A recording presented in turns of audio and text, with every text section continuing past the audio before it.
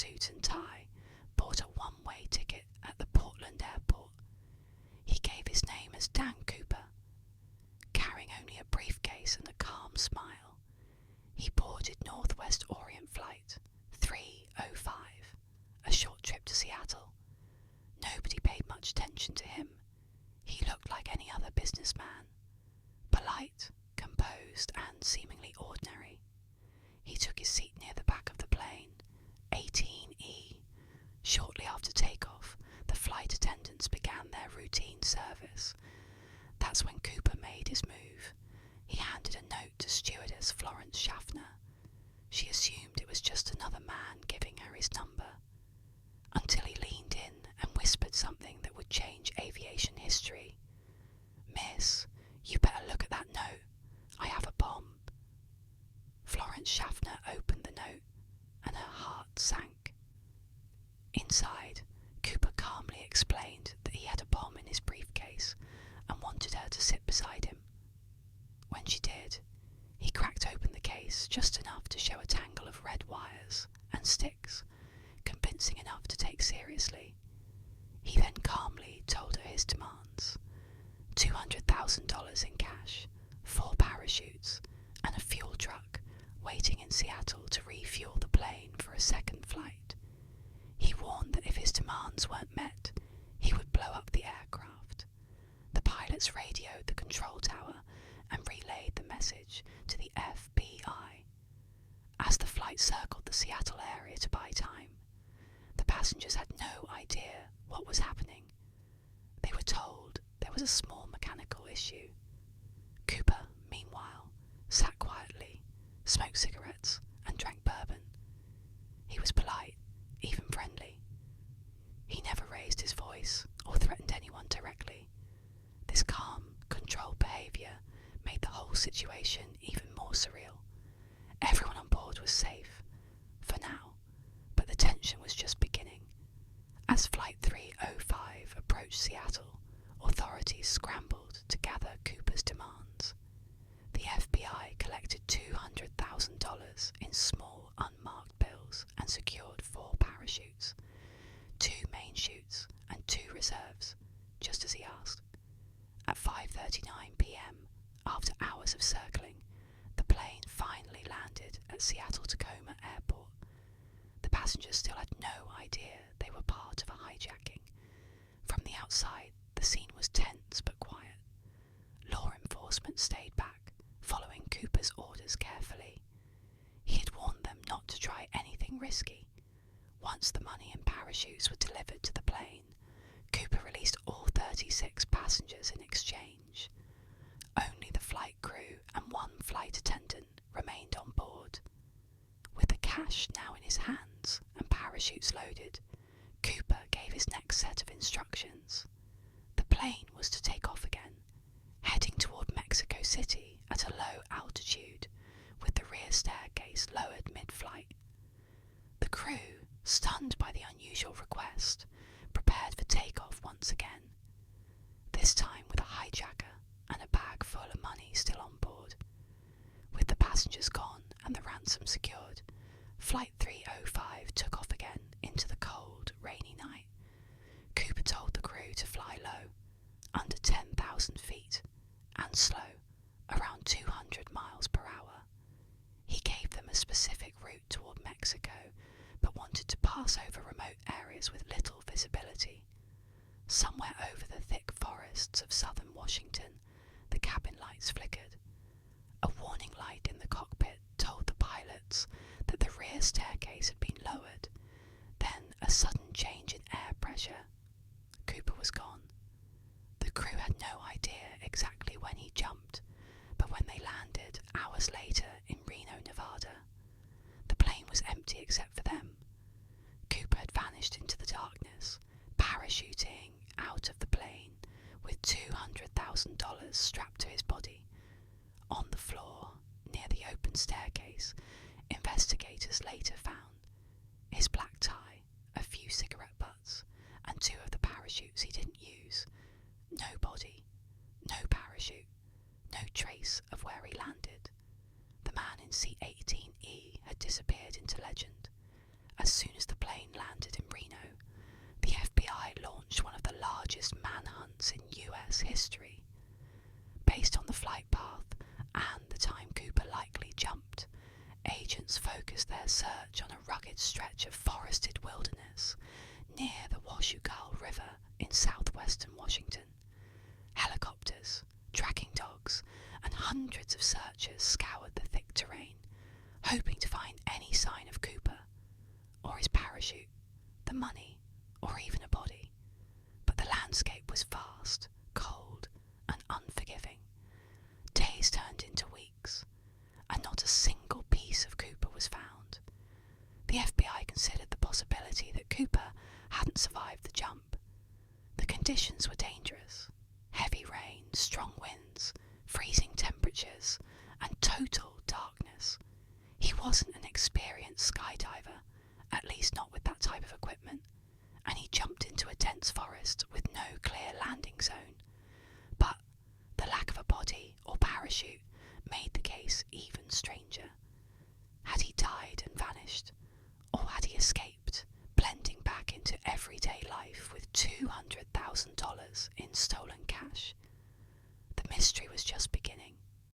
Back at the airport, witnesses gave detailed descriptions of the mysterious hijacker. From those accounts, the FBI created the now famous sketch of D.B Cooper, a man in his 40s with dark hair, sunglasses, and a calm, businesslike appearance. The sketch was shared across the country, and thousands of tips came flooding in. Over the years, the FBI would investigate more than 800 suspects. Some had parachuting experience, others had military backgrounds. A few even confessed, though none could prove they were the real Cooper. Among the most talked about suspects were Richard McCoy, a former Green Beret who hijacked a plane in a nearly identical way just months later, and Dwayne Webber, a man who told his wife on his deathbed that he was D.B Cooper. There was also Kenneth Christensen, a quiet airline employee whose appearance and skills matched many parts of the case.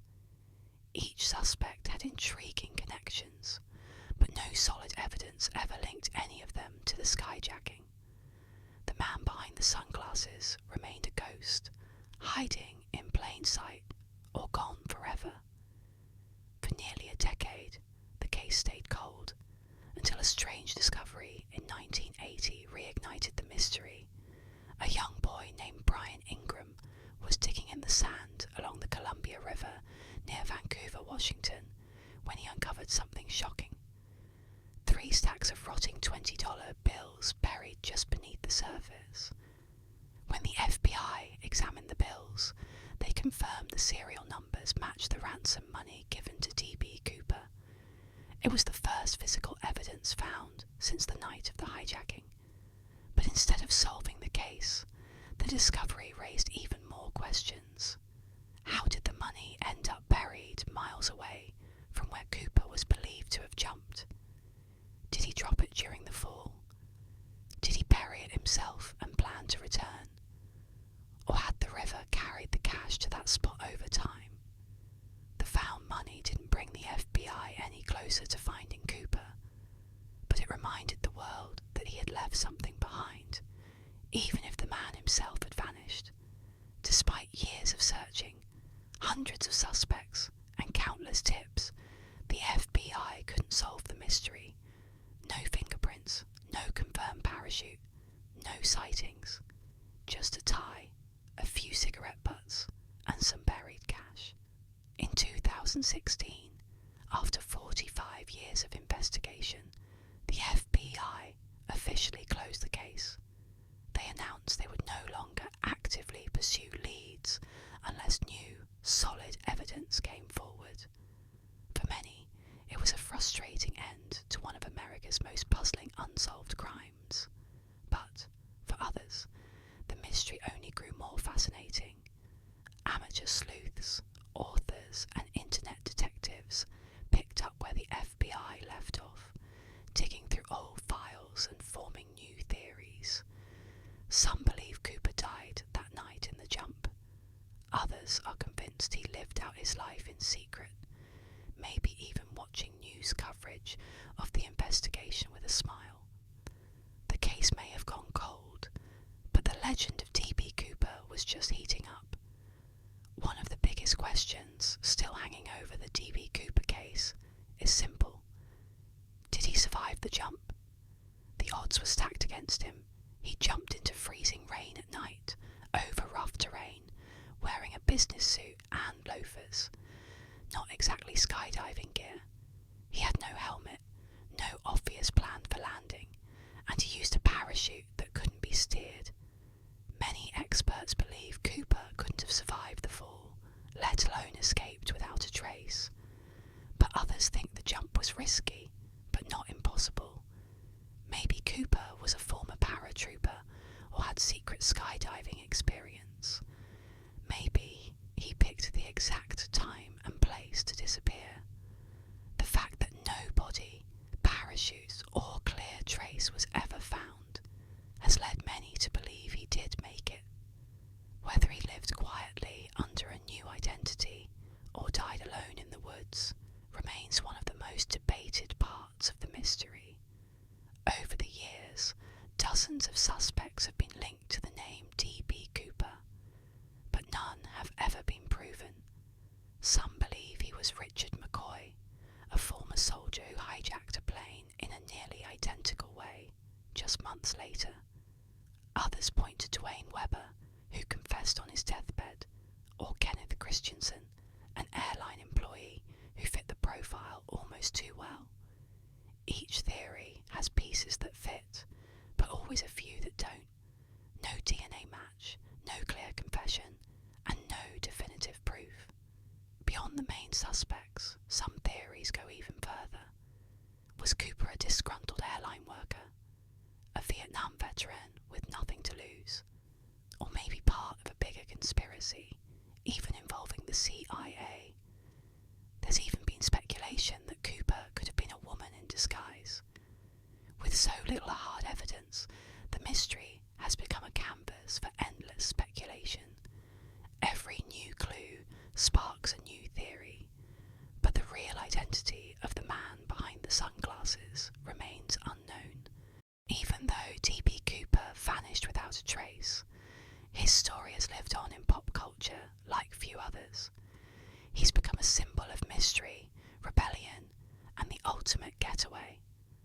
Movies, TV shows, books, and even songs have kept his legend alive.